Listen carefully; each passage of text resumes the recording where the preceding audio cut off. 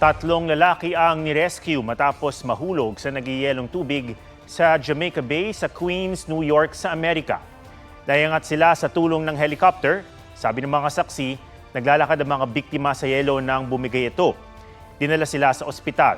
Ayon sa local media, 2 responder ang nahulog din sa tubig sa gitna ng pag-rescue.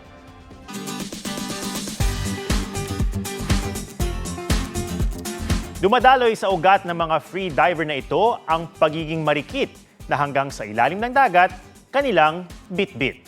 Pero level up dahil ang suot nila, heels imbis na fins.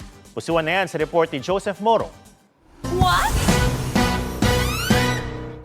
Glamoroso ang kasuotan, plakado ang makeup at may nakakasilaw na rhinestones. Sila ay mga professional freedivers na ready to conquer the stage.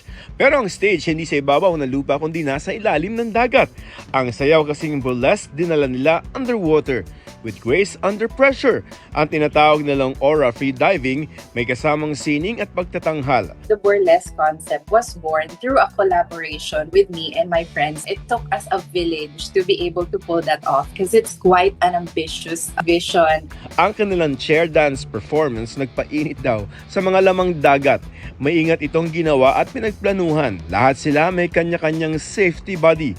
If you're gonna do this, you have to aura dive responsibly. Dapat magmamaganda ka pero wala kang masisirang sea creatures or maha-harm anything underwater. Looks can be deceiving. So, you manage your buoyancy, you have to maintain balance, you have to equalize pa kasi when you're deep, of course, there's build-up of pressure in the ears. You have to train for that as well. Para kina Geneva, paraan daw nila ito para magkaroon ng ibang pagtingin sa freediving. Joseph Morong nagbabalita para sa GMA Integrated News.